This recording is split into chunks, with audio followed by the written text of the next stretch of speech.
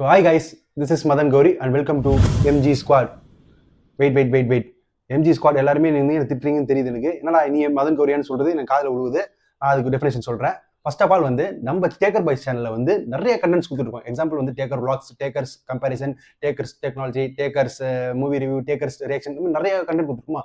அதுல ஒரு கண்டென்ட் தான் யூடியூபர் சீரிஸ்னு பண்ணிட்டு இருக்கோம். நம்ம யூடியூபர் சீரிஸ்னா என்னன்னா, எல்லாரும் யூடியூபர்ஸ் இருப்பாங்களா, ஸோ மதன் கோரி, இர்ஃபான், விஜய் சித்து, இது மாதிரி இருப்பாங்களா. அது மாதிரி நிறைய யூடியூபர்ஸை வந்து அவங்களோட வீடியோ வந்து ஐகானிக் வீடியோவோ, ஏதோ ஓல்டஸ்ட் வீடியோவோ, ஏதோ ஒரு வீடியோ ரீக்ரியேட் பண்ணி பண்றது பேர் தான் யூடியூபர் சீரிஸ். வந்து நம்ம இந்த சேனல் ஆல்ரெடி நம்ம பண்ணியிருக்கோம் யூடியூபர் சீரிஸ். யாருன்னா நம்ம எல்லாருக்கும் தெரிஞ்ச குளோபல் ஸ்டார் ஐஷோ ஸ்பீட், அவர் மாதிரி ரீக்ரியேட் பண்ணி ஒரு வீடியோ ஒரு ரியாக்ஷன் வீடியோ பண்ணியிருக்கோம். அண்ட் வந்து விபி ஃபன் ஃபேக்டரின்னு ஒருத்தர் இருப்பாரு.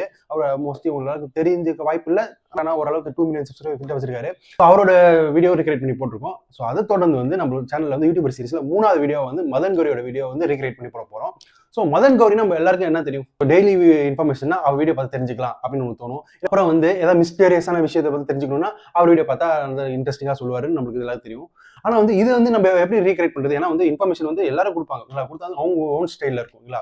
ஸோ அப்படி இருக்கும்போது அவர் டெய்லி இன்ஃபர்மேஷன், இப்போ ஒரு எக்ஸாம்பிள் வந்து இப்போ ஜனநாயகன் ரிலீஸ் எப்போ ஆகும், இல்லை வந்து உங்களுக்கு வந்து அந்த பெண் கோயின் ஏன் அப்படி போச்சு, அது வந்து சொல்றது வந்து அவர் ஸ்டைலே சொல்ல முடியாது. அது ஒரு இன்ஃபர்மேஷனா ஒரு நியூஸ் மாதிரி தான் படிக்க முடியும் தவிர. ஆனா நான் ஒரு வீடியோ ரீக்ரியேட் பண்ண போறேன். அந்த வீடியோ ரீக்ரியேட் பண்ணா கண்டிப்பா அது மதன் கௌரி மட்டும் தான் ஞாபகம் வரும்.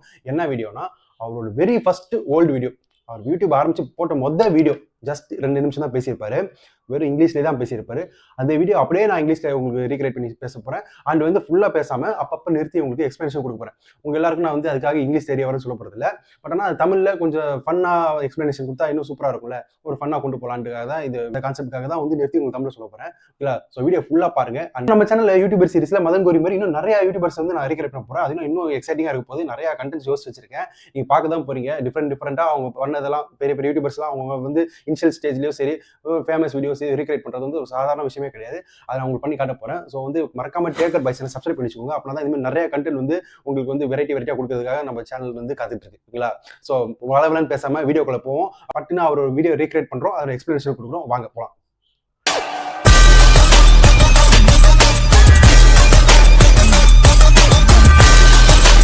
Hello friends, this is Madan Gauri. Today I am going to give a very small life message. Stop letting misunderstanding ruins a relationship.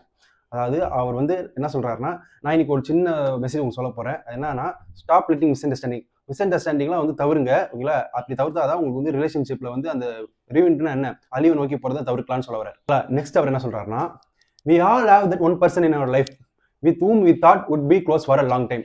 அதாவது என்ன சொல்ல வர்றாருன்னா, நம்ம எல்லாருக்கும் ஒரு பர்சன் இருப்பாங்க. அது லவ்வரா இருக்கலாம், ஃப்ரெண்டா இருக்கலாம், யாரா வேணா இருக்கலாம். அவர் யாரும் மென்ஷன் பண்ணல. பட் ஆனால் வந்து அவர் யாரும் மென்ஷன் பண்ணணும்னு எனக்கு தெரியும், உங்களுக்கு தெரியும். பட் ஆனால் காமனாக சொன்னாரு, we all have that one person in our life. எல்லாருக்கும் ஒரு க்ளோஸ் பர்சன் இருப்பாங்க. with whom we thought would be close for a long time. அவங்க கூட நம்ம கூட கடைசி வரையும் டிராவல் பண்ண போறோம்னு வந்து நம்ம நினைச்சிட்டு இருக்கோங்களா. But the small misunderstanding happened between you both ruined the whole relationship. இதுல என்ன சொல்ல வர்றாங்கன்னா, இந்த க்ளோஸா இருக்கும்னு சொன்னோம்ல, அதுல வந்து ஒரு ஸ்மால் மிஸ்அண்டர்ஸ்டாண்டிங் வந்தனால வந்து ஹோல் ரிலேஷன்ஷிப்பே வந்து அழிவு நோக்கி கூட்டு போயிருச்சு. இந்த ruined whole relationship சொல்லியிருக்காருங்களா. நெக்ஸ்ட் பாயிண்ட் வந்து, we value our ego more than the relationship. Sometimes or we just pretend to value the ego more than the relationship. இதுல என்ன சொல்ல வர்றாருன்னா, நம்ம ஈகோ இருக்குல்ல, 2 பேரும் சண்டை போட்டா நான் வந்து பேசணுமா, நீ வந்து பேசணுமா, நீ தான் வந்து பேசணும், நான் ஏன் வந்து பேசணும், ஏன் தப்பு இல்லை அப்படின்னு ஒரு ஈகோ வச்சிருப்போம்ல. அந்த ஈகோவை வந்து நம்ம காப்பாத்துறதுக்காக வந்து நம்ம ரிலேஷன்ஷிப்பே பெருசா கேர் எடுத்துக்கிறதுல இருந்து அவர் சொல்ல வராரு. ஸோ நெக்ஸ்ட் பாயிண்ட் என்னன்னா, doesn't matter who makes the misunderstanding or who has the misunderstanding, it always okay to ask a sorry for a greater group. அதாவது இந்த பாயிண்ட் என்னன்னு கேட்டுக்கோங்க. பிரச்சனையோ அது பெரிய விஷயமே இல்லை.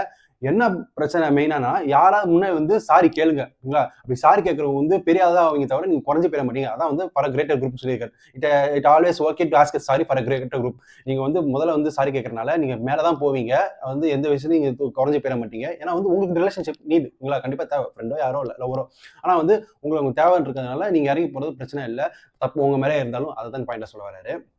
ஸோ நெக்ஸ்ட் பாயிண்ட் வந்து, so the message is very simple.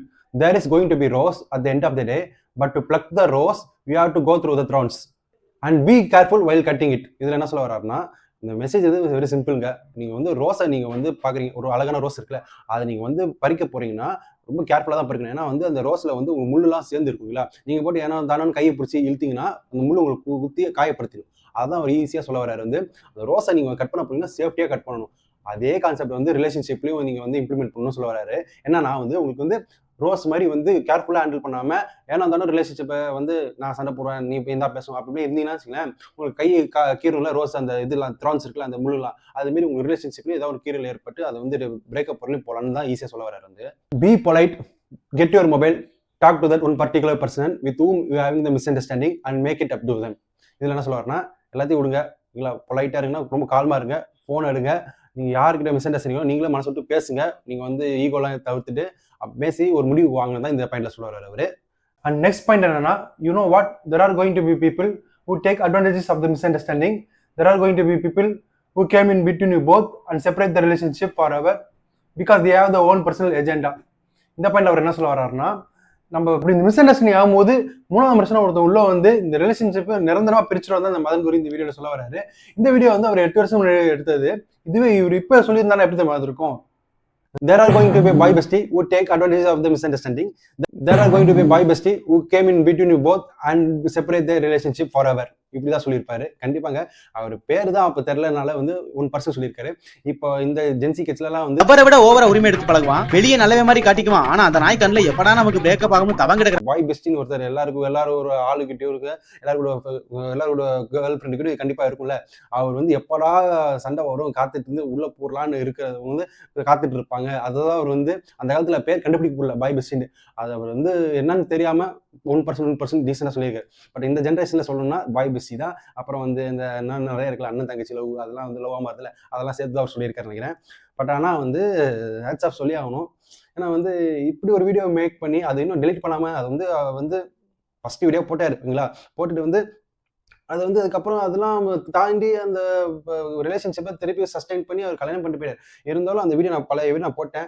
அதை பார்த்து நிறைய பேர் மோட்டிவேட் ஆகிக்கோங்க, எல்லா இடத்துலையும் இது நடக்கும் அப்படின்னு சொல்கிறாரு பார்த்தீங்களா. அதுக்கு நான் ஹேட்ஸ் ஆஃப் கொடுத்தே ஆவேன்.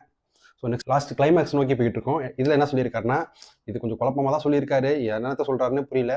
மறுபடியும் அந்த பாய் பெஸ்டியோட இந்த கதறல்களை தான் இவர் சொல்லியிருக்காரு. Do you want such cheap people to get in contact with the other person? Do you want to risk their life with a particular person? Definitely not. அப்படின்னா என்ன சொல்ல வர்றாருன்னா வந்து யார் மூலியமா இன்னொருத்தவங்க மூலியமா வந்து நீ கான்டாக்டை வந்து பிடிச்சி வந்திருக்க, வந்தது வந்து உனக்கே தெரியும் அது ரிஸ்க்குன்ட்டு. ஆனால் நீ வந்து அதை நீ அக்செப்ட் பண்ணிக்கிற. ஏன்னா வந்து நீ ஒரு பிரேக்கப்ல ஏதோ ஒரு வந்து மன கஷ்டத்தில் இருக்குன்ட்டு. அது வந்து ரொம்ப தப்பு. ஏன்னா வந்து நீ மன கஷ்டத்தில் இருக்கனா வந்து நீ யார்கிட்ட அந்த அந்த பிரச்சனையோ அவங்ககிட்ட ஓப்பனாக பேசு. ஏன்னா நீங்கள் தான் ரிலேஷன்ஷிப்ல இருக்கீங்க. இன்னொருத்தவங்க வராங்க ஆறுதல் கொடுக்க வராங்கன்ட்டு அவங்கள நீங்கள் க்ளோஸ் ஆகிட்டீங்கன்னா அவங்க மேலே உங்களுக்கு அஃபெக்ஷன் வர ஆரம்பிக்கும். அதுதான் வந்து பெரிய பிரச்சனையாகுது. உங்களுக்கு வந்து அந்த மிஸ் அண்டர்ஸ்டாண்டிங் பிரேக்கப் ஆகி இன்னொருத்தவங்களை பேச்சப் ஆகுது. அதுதான் சொல்லியிருக்காரு. So don't let cheap people enter into your life. Make it happen to the people who really value you and ask a single sorry, put up your ego away and have a great life ahead. இதில் என்ன சொல்லியிருக்காருன்னா திருப்பி அவர் சொன்னதே தான் இந்த 2 நிமிஷம் இந்த full sentence சொல்லியிருக்காரு. என்னன்னா அந்த சீப் பர்சன் இருக்காங்களா, அந்த 2 பேர் சண்டே நல்ல உள்ள வந்து இடத்து போட்டு அந்த சீட்டு பிடிக்கலாம்னு நினைப்பாங்களே, அவங்கள வந்து தயவு செஞ்சு கண்டுக்காதீங்க. அவங்கள வந்து நீங்கள் சேர்க்கறது மூலம் உங்கள் லைஃபே வந்து டேஞ்சரில் போ ரிஸ்கில் அமையும் தான் சொல்கிறேன். ஏன்னா வந்து உங்களுக்கு கேட்ட பேர் கிடைக்கும். அவங்க வந்து உங்க 2 பேர் ரிலேஷன்ஷிப் நடுவில் வந்து போடுறாங்கனாவே உங்களுக்கு வந்து உங்களுக்கு ஏதோ யூஸ் பண்ணிக்க தான் பார்க்குறாங்கன்னு அர்த்தம். ஏன்னா வந்து உண்மையான லவ்வாக இருந்தால் எப்படி உங்களுக்கு சொல்றது, உண்மையான லவ்வாக இருந்தால் உங்களுக்கு வந்து பிரச்சனை நம்மளுக்கு ஒரு இதுமாரி லவ் பண்ணி பிரச்சனை வரும்போது இன்னொருத்த வந்து எப்படி இருக்கும் அந்த கோவம் அந்த இது வந்து உதவிப்பான். ஆனால் இவங்களை வந்து 2 பேர் பிரச்சனையில் அப்போ வந்து உங்களை வந்து உள்ளே வந்து போடுறான்னா அப்போ வந்து அவங்க வேற ஏதோ உங்கள்கிட்ட எதிர்பார்த்து வரான்னு அர்த்தம். அதான் சொல்ல வர்றாரு வந்து. அண்ட் செஞ்சு ஈகோ விட்டுருங்க. ஆமாங்க கண்டிப்பாக வந்து ஈகோன்றது வந்து 2 ரிலேஷன்ஷிப்ல மட்டும் இருக்காது. ஒரு ஃப்ரெண்டு கிட்ட, அம்மா கிட்ட, அப்பா கிட்ட, தங்கச்சி அக்கா கிட்ட நீ பேசுமா நான் பேசுமா அது எல்லாருக்கிட்டே இருக்குங்களா. அதை தயவு செஞ்சு உடச்சிருங்க. ஏன்னா வந்து நானும் பர்சனலாக சொல்கிறேன், ஈகோன்றது வந்து இருக்கவே கூடாது. ஏன்னா வந்து ஈகோ வந்து எப்படின்னா உங்களை ஒருத்தர் மதிக்கலைன்னா நீங்கள் மதிக்காம போங்க. ஆனால் வந்து உங்களுக்கு ஒருத்தர் முக்கியம், கேர் உங்களுக்கு தேவை. அவங்க வந்து எப்படின்னா அவங்க கூட வந்து ரொம்ப பிடிச்சி பழகிருப்போம் இல்லை, அவங்கள்ட்ட வந்து நம்ம வந்து ஈகோ கட்டுறது கண்டிப்பாக அவாய்ட் பண்ணிடணும். அவங்க கிட்ட வந்து நம்ம இறங்கி போகிறனால நம்ம வந்து எந்த விஷயத்தையும் குறைஞ்சிட மாட்டோம். ஏன்னா வந்து அவங்களோட பிடிச்சி நம்ம கூட க்ளோஸ் ஆகி அவ்வளோ வருஷம் பழகிருப்போம். ஃப்ரெண்டாக இருந்தாலும் சரி, இப்போ லவ்வராக இருந்தாலும் யாராவது அவங்க கிட்ட வந்து ஈகோ பேசுவா நான் வந்து பேசி அப்படியே இருக்கக்கூடாது. ஏன்னா வந்து அவங்க கிட்ட நீங்கள் சொல்லணும், நீங்களும் வந்து ஃபர்ஸ்ட் பேசிட்டு இதுமாரி நானே வந்து பேசலாம், நீ வந்து பேசு. நம்ம வந்து ஒருத்தர் மாற்றி வந்து பேசிக்காமல் இருந்தால் அது என்ன கணக்காகும், ரிலேஷன்ஷிப் பிரேக்கப்பில் தான் முடியும் அப்படின்னு தான் சிம்பிளாக சொல்லியிருக்காரு. நீங்கள் வந்து ஈகோலாம் விட்டுட்டு நீங்கள் வந்து பேசுனீங்கன்னா வச்சுக்கோங்க உங்களுக்கு வந்து கிரேட் லைஃப் ஆகிடுன்றாரு. கண்டிப்பாக வந்து பெரிய பெரிய ஸ்டார்ஸ் கோடிக்கணக்கான அஜித், விஜய் எல்லாருமே வந்து ஈகோவே இல்லாமல் ஒரு கோஸ்டார்ஸ் சின்ன சின்ன ஆர்டிஸ்டாக இருப்பாங்களே, ஏதோ 2-3 பண்ண வச்சுக்கோங்க, அவங்களாம் வந்து ரொம்ப கம்ஃபர்ட் ஜோனாக வச்சுப்பாங்க. எல்லாம் ஒன்றா பழகிட்டு எல்லாரும் ஒரு ஆக்டர்ஸ் அப்படின்னு. ஏன்னா இவங்களாம் 30 வருஷமா சினிமா இண்டஸ்ட்ரி இருக்காங்க, பீக் ஃபேன் ஃபாலோவிங்ஸ் எல்லாம் இருக்காங்க.